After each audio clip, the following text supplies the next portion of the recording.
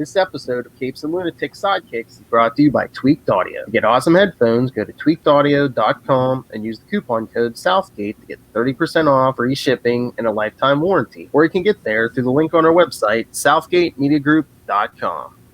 This is Phil Perich, and you're listening to the Capes and Lunatics Sidekicks Podcast. I'm here for Peter. Aren't we all? Hey-o. That's right, Atlantis Attacks Part 4, Lilith Hellfire. At last, it finally happens! The Atlanteans invade the surface. It gets wet, kids! Welcome back! Oh my. The Ultimate Spider-Cast.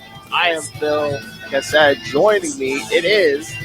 Lilith Flippin' Hellfire! And you know what pairs? You know what will pair great with this episode, for this episode? If you go, make sure you go and listen to Capes 211, where we talk about Fantastic Four for the 60th anniversary. That's right, kids. Because that's right, Fantastic Four guest star in this issue. So. Or is it 5? Yeah, that's right.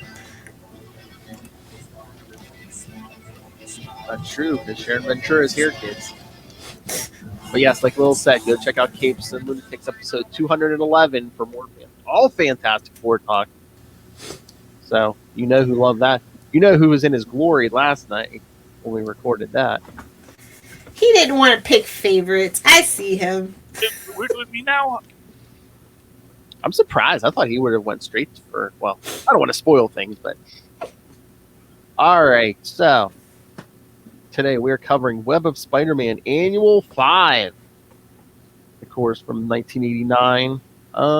Like I said, for our little crossover, Atlantis Attacks Part 4. Check out Part 3 on The Devil You Know, the Daredevil Podcast, Episode 12.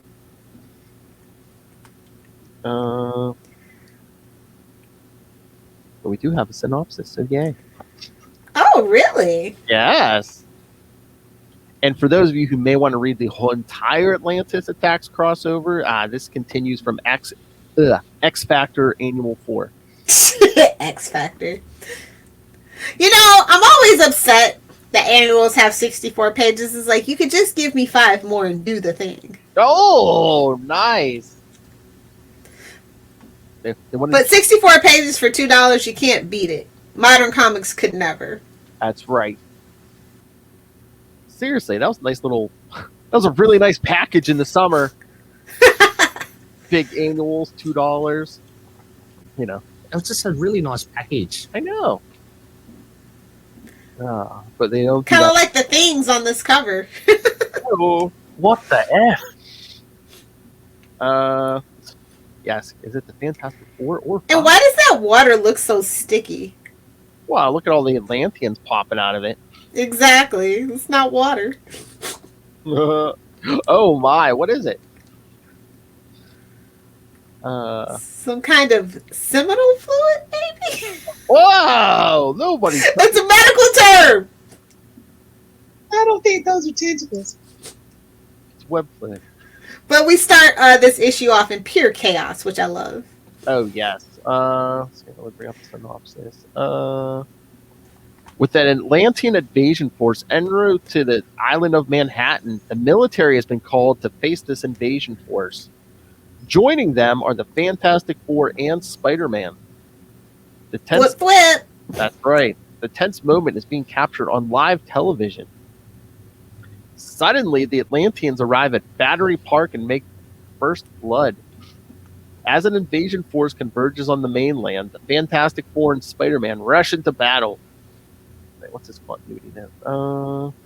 Oh, and by the way, you have to do the credits before you get too far in. Oh, okay. Of course, cover artist Alex Saviok. Yes. Writer Jerry Conway, murderer of Gwen Stacy. Penciler. Take your drink, future Lilith. Penciler Javier. And probably future freaking Ray Ray. Heyo. Yeah, drink your fancy man wine. Penciler Javier Salters, inker Randy Emberlin, colorist Bob Sharon, letterer Rick Parker, editor Jim Salicrup. An editor-in-chief, you already know. It's DeFalco. True. Oh, this must be for one of the backups. Yeah, Conway wrote one of the backups, but his penciler was Steve Ditko. What? Yeah, I forget which one, but yeah, one of those backups is a. Oh, is it the Professor Swan one? Maybe. I was about to say, I think that is Yeah, Steve Ditko. a random miracle one, right? I think yeah. So yes, the original Spider-Man penciler does a story in this annual. So if Atlantis attacks ain't bringing you, maybe the Ditko. Heyo. Hey-oh. But yes, it said, the Fantastic Four and Spider-Man go into battle. First editor's note. The reporter is covering the story note that Ben Grimm is in human form. At the time of this story, the Thing was restored to human form in Fantastic Four 327. He will remain in human form until Fantastic Four 350. Heyo. We just talked about that. That's right. Because, especially in the 90s, we loved our numbers divisible by 25. Nice. All right. Back up. And it is strange to see Ben Grimm in human form, as they make note of in this issue. I know, it was weird in the 90s. Like, they actually kept them human for more than 5 minutes because, I guess the Fantastic Four did things, so it's like, yeah, you don't have to rush them back. And look what we can do for 350. They're all like, is Ben Grimm still a member of the Fantastic Four now that he's powerless? He's grandfathered in. Exactly, literally. Look at Russell. Oh, no, Atlantis be attacking. At least this is a fun issue, I will say. Yeah, I think this is probably the funnest. Well, I don't know if you like this better than the Daredevil one or not, but yeah, this is probably the most fun we've had in the Spider-Man one. Well, it's like that. The story's actually like picking up and stuff, and there's like a lot of more interaction than people just being zombified and set looking for brides. I mean, did we have to kill time since it went through like everyone's annual? Of course we did. And Well, some people got the better, end of the deal because look, it's a Spider-Man book. More people are going to pick this up, obviously. I think Hulk got away with not having to do an annual, probably because he was in Vegas. Watching the battle on television are Spider-Man's Aunt May and his wife Mary Jane. Unaware that her nephew Peter is actually Spider-Man, May worries that Peter might be in danger as he was attending classes at Empire State University. Yeah, right. He dropped out. He just ain't told her yet. Mary Jane assures May that Peter will be just fine. No, this is when he dropped out. He went back. Every couple of years, he goes back. He drops out. Beauty school dropout. He's been in college for, oh my God, since, what, 70s? Yeah, nightmare. Pure nightmare. Oh my God, he's that Ryan Reynolds character. Great movie, by the way. Louder, yeah.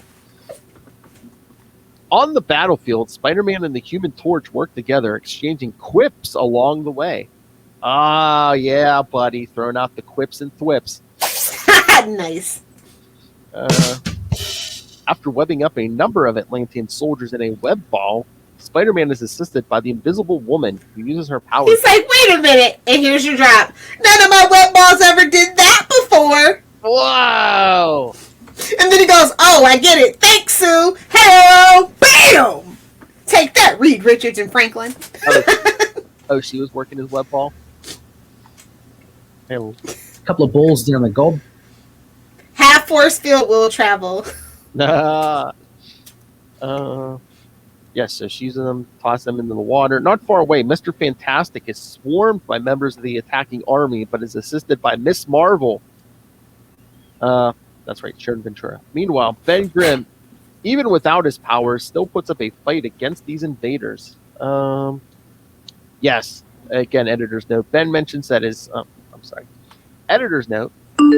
Ben mentions that his Thing exoskeleton was damaged the last time he clashed with the Atlanteans. That was in Avengers Annual 18. The exoskeleton in question was first built in Fantastic Four 169. Which we have discussed before on Capes and Lunatics. In our episode about favorite 69s, I believe. To say we might have to cover that issue just because during a previous period in which Ben lost his powers. Wait, Russell says, what do you call a sad Cleopatra? Oh, Lord. Let me get on the Coda button. What? Give us the answer, Russell. What do you call a sad Cleopatra? I wonder if there's a delay on this or Probably. We'll be right back to the answer to the punchline of that. Stay tuned till the end. Blue Beetle. Aww. Okay.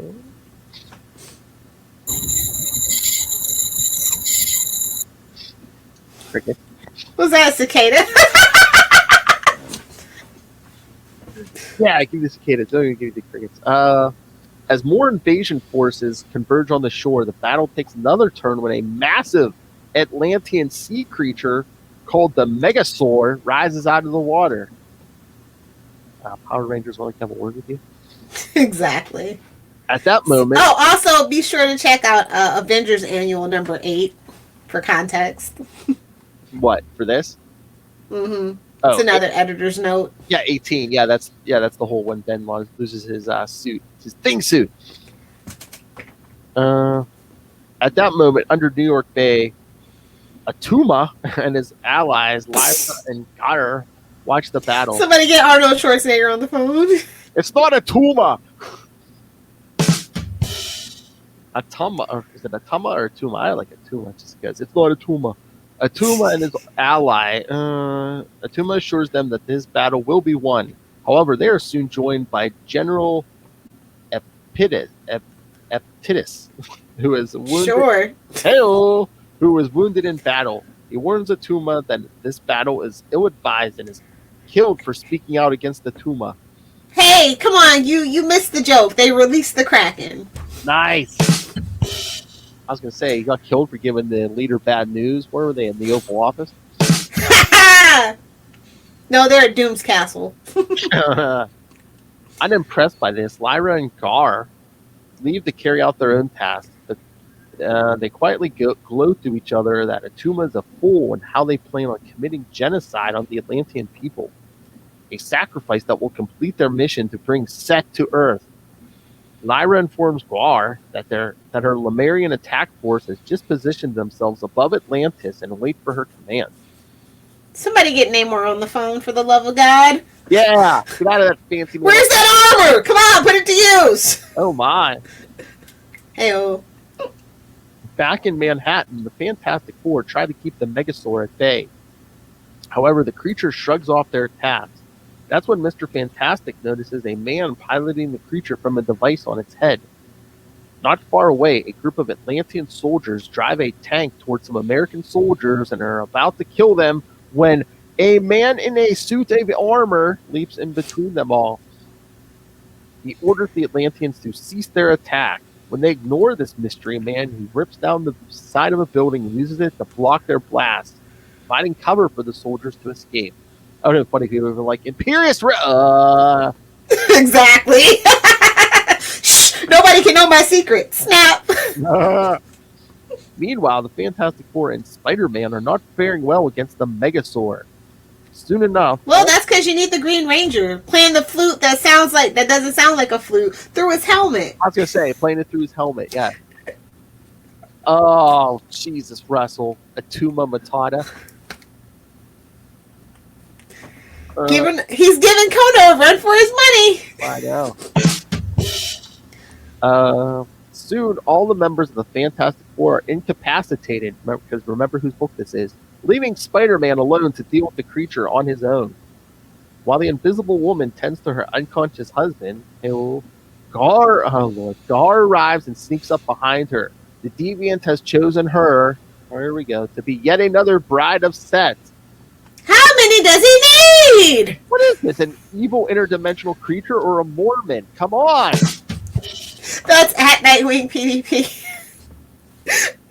They sue as much as the Scientologists, so have fun with that. Oh, I love that.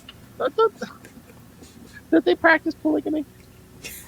Not modern day, but yeah, they've been known. Okay.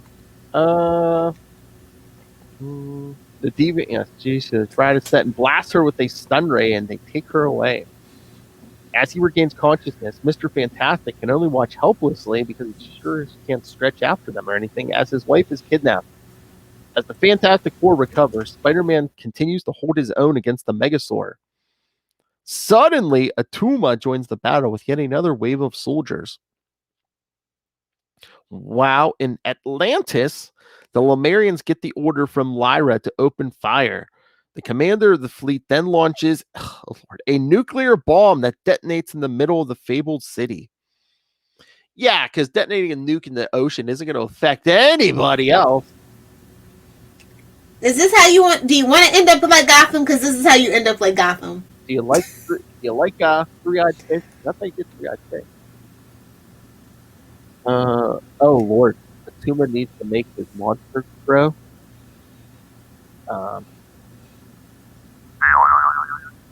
that where we're going? Wild like an animal. There we go. Stick with the classics, Russ. Where are we at? Oh yeah, nuclear bomb, three-eyed fish. Back on the surface, Spider-Man is aboard the Megazord at Times Square, where he taunts it into trying to hit him on the side of a building. When Spider-Man leaps out of the way, the Megazord's fist punches through an electronic billboard and is jolted by electricity that incapacitates the Atlantean piloting the creature. Oh, he said it's a Power Rangers reference. That's right. Oh, I know. That's just lost on Philip. Yes. Little Rita Repulsa action. Hello. So yes, they knock the pilot out. This sends the Megazord into a mindless rage and it begins to chase Spider-Man again. The wall crawler begins luring the creature back out to the ocean. Once back in the waters, the creature returns to the sea without further incident. Spider-Man webs up the creature's pilot and goes to rejoin the others in battle. At Battery Park, the battle rages on until reports come in about the decimation of Atlantis. Hearing that his kingdom has been destroyed, takes all the fight out of Atuma and its armies. Ordering his warriors to stand down, Atuma then surrenders. In the aftermath of the battle, Atuma is taken into custody and the recovery effort begins. At a press conference, Mr. Fantastic tells the press that his wife was kidnapped during the battle and that his team will do whatever it takes to get her back. When asked if he will assist, Spider-Man states that he will do everything he can to help. And for those of you interested in more Atlantis attacks, the fun continues in West Coast Avengers Annual 4. Clowns. Oh my, how dare you. Hey. Fight me. Hey. West Coast Avengers had some decent, they had your favorite Hawkeye and, everyone's favorite, the Moon Knight. Like I said, clowns. Did you just call Moon Knight a clown? No, of course not. Nobody tell Ray. What the F? Atuma needs to meet up with Appa Alley Apps. What? Russell. Oh. Atuma needs to meet up with Appa Alley. Oh, the Guardian, yeah. Say that 3 times fast. No. Why, Russell? Because all blue people know each other? Is that what you're trying to say? Burn. Oh, but I do want to shout out the Captain Universe backup that they have in here. It's pretty good. With Professor Swan. I don't know if that was like them trying to make Spider-Man audiences familiar with Captain Universe, because what is it, next year when Spider-Man gets those powers. So yeah. Sneaky. So I know at that point I wasn't familiar with Captain Universe. Who was? I read this backup. I'm like, what is this? It's like a little before my time. Well, it was Professor Swan, Peter Parker's college professor. Not that college professor, the other one. Yeah, not the crazy guy who loved teenage girls and tried to clone them. Yes, no, not that one. But yeah, I believe this was the story. Yeah, that Steve Ditko drew. So, oh Lord, Russell Lilith blasphemies against Khonshu's champion. As you do. Which one, Moon Knight or Ray? All right. So, what did you think of this? The Atlantis attack story? I think they're finally allowed to move the story along, so I think that makes it one of the best stories that we've covered. It's actually relevant to the plot. Again, I said though, it's Spider-Man, so they know people are definitely going to pick this one up, so they have to make this count. And then they have the Fantastic Four. That's pretty cool. I hate that Sue has to get kidnapped, but that's what you do as a woman in Marvel. Even if you're your own superhero, it's fine. I don't know. It's 89. They were trying to I guess towards the end, everyone teams up. So it's like, what's our team up? Everybody has to have a reason. So they stole our women. We got to go get them. Exactly. They stole our jobs. If you're a South Park fan, you'll get that. They stole our women in tight clothing. We must get them back. Oh. Yeah, no, the art is absolutely gorgeous. I like it a lot. So definitely. I feel like people like this creative team definitely vibed well together. They took our guns. But I mean, they really didn't go much into it in the synopsis. But how did you feel about the back and forth between the reporters and stuff? And obvious plot devices, obvious framing device. You know, it's fine. Reporter's gonna do honestly, reporter's gonna do what reporter's gonna do. So true. It wasn't bad. It's not a bad framing device. I mean, the airhead. It's a World War invasion, from other place. Of course, reporters are going to cover it. It's New York and Marvel. And the airhead Anchorman. I mean, nobody tells Stone Phillips, but yeah. Oh my! If you know, you know. It's like all the people in Detroit are going, yep. I was about to say, I was waiting for him to say, "Stay classy, New York." Nice. New York can't stay classy to save its life. Oh wow! But on that note, yeah, this is a solid A+ for me. Oh, A+. I mean, on the scale of Atlantis attacks. Okay. Of Atlantis attack stories, don't get your hopes up. So out of the 4 we did, this was your favorite part. Well, yeah, because it moves the plot along. It actually gives you some action, and I really like the characterization of the Fantastic Four in this one too. It's pretty neat. And I don't know about She-Hulk, but I know you're definitely here for Fantastic Four more than Cloak and Dagger. Exactly. Exactly. Like I said, She-Hulk was too sexualized, and it kind of rubbed me the wrong way. Hey-oh. Oh yeah, it was Liefeld. Like I said. Bad touch. Like I said, She-Hulk was Liefeld. He drew everyone with big boobs, men, women. Big boobs and big feet. No, big boobs and little feet. No, stretched out feet, actually. That was so distracting. I was just like, what is this? Why would you focus on it? Have him hide his feet behind the corner of a building as he's just don't focus on it if you can't do it well. I know, I was just waiting for the day in the Liefeld thing. We never see anyone below the knees. Everybody's sitting at the desk. Liefeld drawings are like, when you shoot pregnant women on TV shows, you gotta hide the belly. You gotta waist up. Gotta hide the feet. Oh, good lord. But yeah, no, I actually had fun with this issue. Oh, yeah. It was good. I remember really enjoying this, when I read it the first time. Well, basically anytime I read it. Again, Fantastic Four. They make everything better, honestly. That's true. They bring a certain je ne sais quoi to anything that they come into as a guest star. Je ne sais quoi. I was feeling fancy. I was feeling like Charlie. Oh, nice. No, kids, her shirt is on. Yeah, I'm not gonna free the nipple for $5. Sorry, buddy.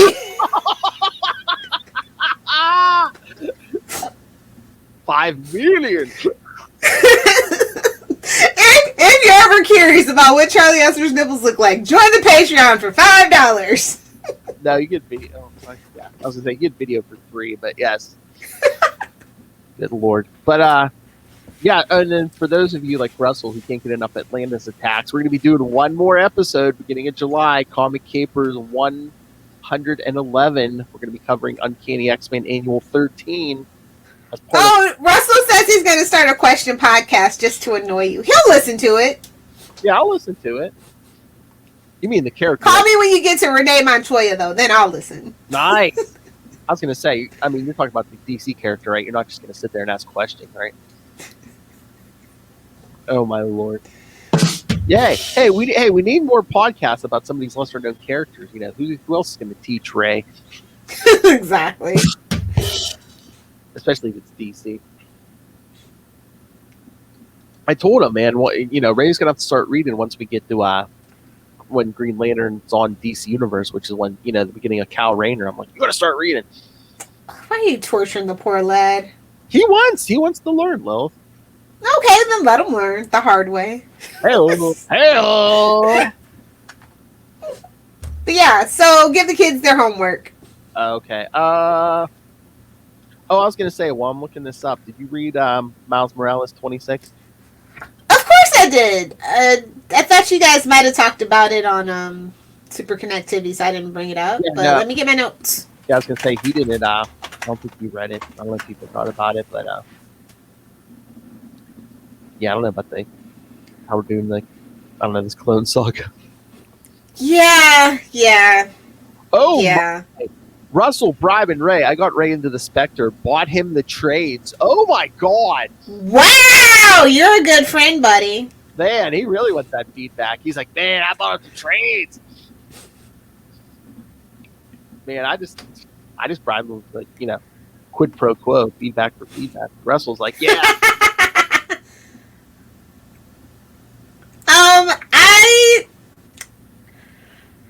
I like the artwork, but this story, it's already getting on my nerves.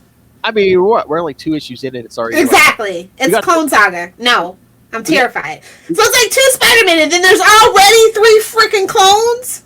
I know, and then, they all have their each little names and stuff. Yeah, it's weird. Miles will never be able to keep his Spider-Man side away from the rest of his life. You just gotta learn how to. You just gotta tell the truth, bro. Let the chips fall where they may at this point. Exactly. But yeah, I mean, again, they want Miles to be different from Peter. But yeah, we're gonna do We're gonna give him the Clone Saga. Well, I mean, look, they're going for all that 90s nostalgia, Clone Saga, Heroes Reborn. Yeah, so that's the worst of the 90s nostalgia, though. I don't know if nobody told them. I wonder if they're just it's kind of like when they did Civil War over. It was like, did we really need to do that? I wonder if they think people are going to check it out out of morbid curiosity. Is this going to be as bad as the first Heroes Reborn? Who's wasting their money for morbid curiosity? Not me. Well, Charlie Esser's buying every issue of Heroes Reborn. Well, Charlie probably liked Heroes Reborn. He's a weirdo when it comes to that kind of stuff. So I like a busty Captain America. Yeah, I mean, Chris Evans does have some healthy pecs, but oh, that's true. Well, yes, that's true because Chris Evans can get it all day, every day. But I do like that they're trying to push Miles Morales to his limit and really try to further expand what he can do. I kind of get the point of it, but I don't think it's going to have as meaningful of an impact as the original Clone Saga did. You just can't. Because we're not, let's be honest, who's really that attached to Miles? If they did do something like a Ben Reilly, nobody. That's what I'm wondering, if we're going to get a Ben, a Ben Reilly out of this, or what happened to that double of him from, the other universe? Didn't he explode and crumble to dust already? Well, no, I thought he was the original from 616, but then didn't he go to the Ultimate Universe? I don't. Yeah, he's no more, right? I can't remember that Ultimatum guy. I can't. Yeah, I thought he was. Oh, maybe he's trying to use. Maybe because I was like, did he set this cloning thing in motion? Because I'm like, you got 3 clones. That would be an interesting plot twist, at least. Where the hell did these 3 clones come from? I'm like, as far as yes. The PS4 game is more superior, but yeah, that's the only reason I want a PS5 is for those Spider-Man games. And the movie, yes. Well, that's the shirt I'm wearing, in case you're wondering if you're watching it on the YouTubes. Yes, that 3D shirt. Yes, that's from the games, kid. Oh, my. Here's some 3D for you. Read between the lines. Oh, listen to her. Oh, how dare you mention I have a large chest. Yeah,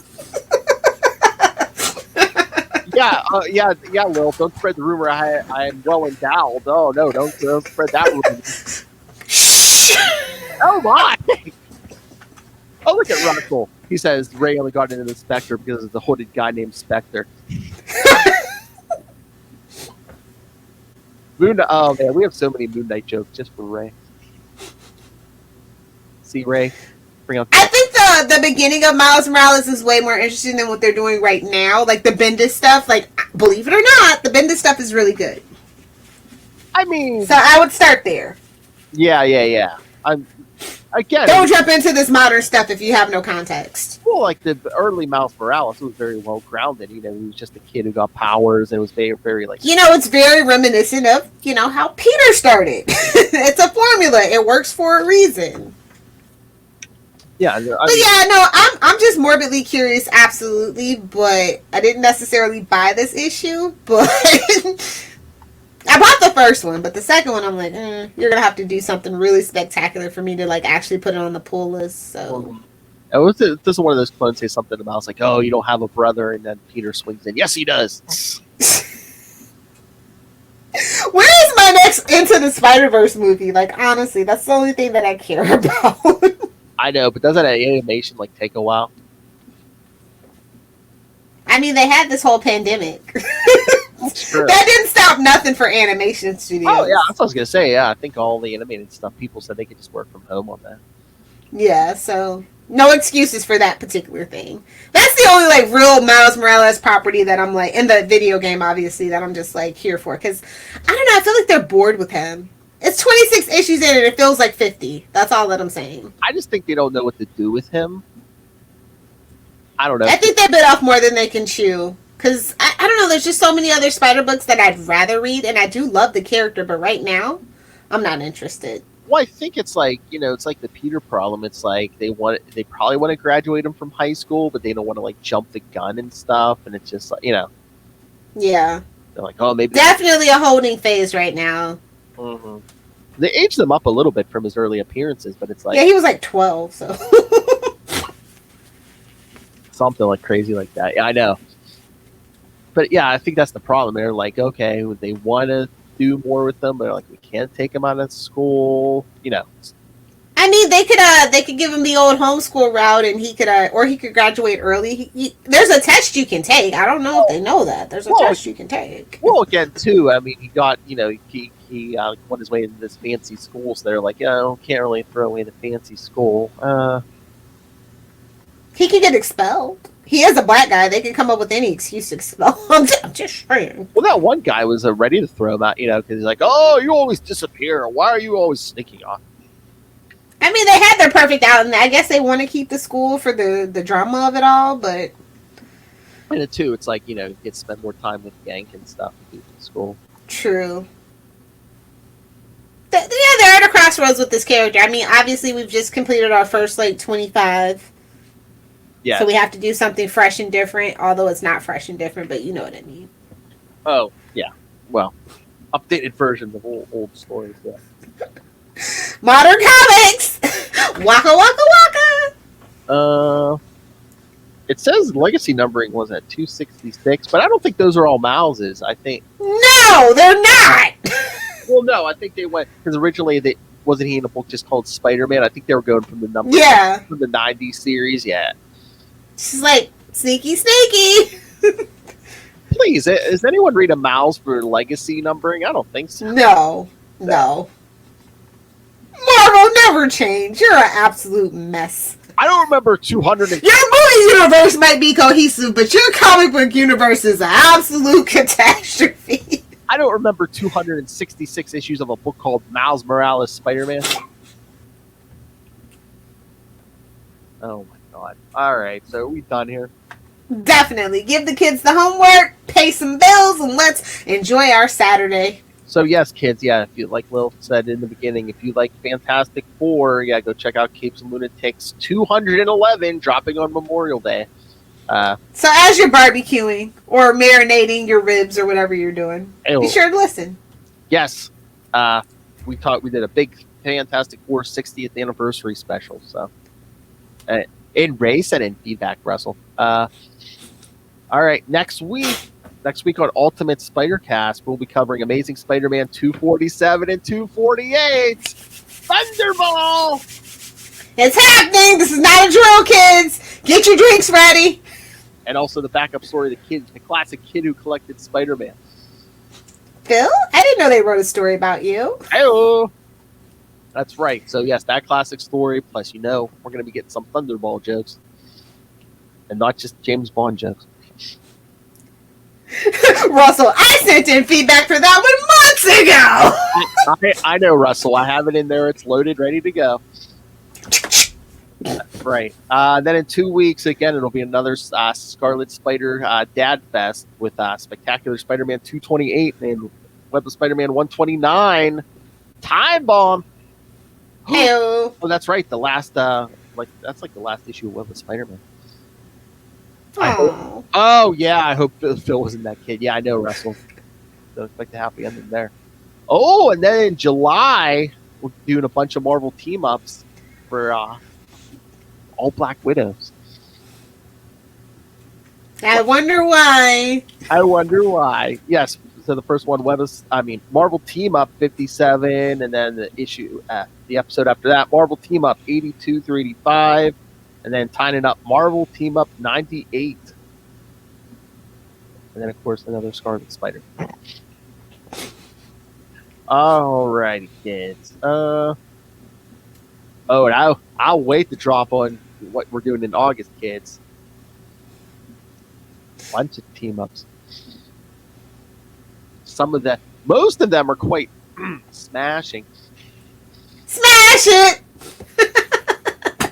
And one of them is even with a certain caped crusader. What? All right, kids. So yes, lots and lots of good stuff.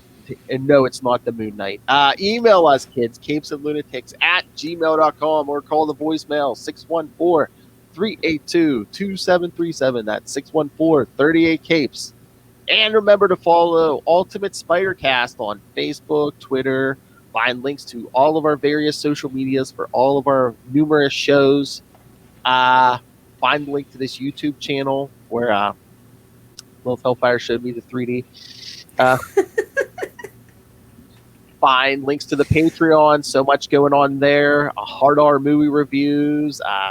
The return of Uncensored Wade's World. Superhero cribs, boob windows, and long boxes. So much at... and don't forget the merch. Stay hydrated. It's what the plants crave. Oh, you didn't say that last time. Oh. I know. I just thought about it. Oh, Lord. So, so find everything all in one place. That's Linktree, linktr.ee/capesandlunatics. Wait, what? Are you finally teaming up with someone that can finish the job? What? Wait a minute. Is that a jab at me? Oh, my. Oh, Will finishes them permanently. All right, so, and please go support our sponsors. Get yourself some nice headphones. Tweaked Audio. Hear those Atlanteans creeping out of the river in that crystal clear HD quality. And also, get yourself some armor and go hunt a killer. Be like Namor, Imperious Rex! Help Michelle Gray solve a cold case. It's like an escape room in a box. Fun by yourself or fun with a group. Hey-o! Make Lilith happy and go hunt a killer in a Speedo. Lilith had a movie made of her life. Oh, did she wrestle? There we go. And also, if none of that interests you, go pick up Pod Life the book, now in digital paperback. Learn the ins and outs of podcasting from the experts, and Rob Southgate. Nice. She doesn't eat them, she just kills them. All parody and satire, FBI. All parody and satire. Although I'm sure Lilith Hellfire's killed a man in a hot tub, that's all I gotta say. Anyway, so yes, and you get Pod Life the book and anything else on Amazon, and when you do, use the link. Say hi to me! That's right, say hi to Lilith, because she's always hanging on Amazon, when IKEA's closed. When you do, use the link for Southgate Media Group right down there in the show notes. Help us support the show, the network, and that man lurking in the shadows, trying not to say Imperious Rex. in his Speedo rob Master Doom Southgate. Make it rain. So says Master Doom. What did you say? Why did your eye drift over to my box? I get so much right. Mark my words. Lilith. If you nerds want to hang out with me on the interwebs, be sure to swing over to Twitter and find me at Lilith Hellfire, on Instagram at Lilith Hellfire69, and of course, that wonderful clock app, TikTok, at Lilith Hellfire69. I'm about to get it as well. Bye, Felicia. It's fine having a sausage fest. Boing. 2 weeks, kids. All right. Thank you for joining us. Again, 1 week, Amazing Spider-Man 247 and 248. Thunder! Ball! Ball! Ball! Ball! Nice! Get your jokes ready, kids. But until then, swing on that. Thwip! Thwip it good. Oh my.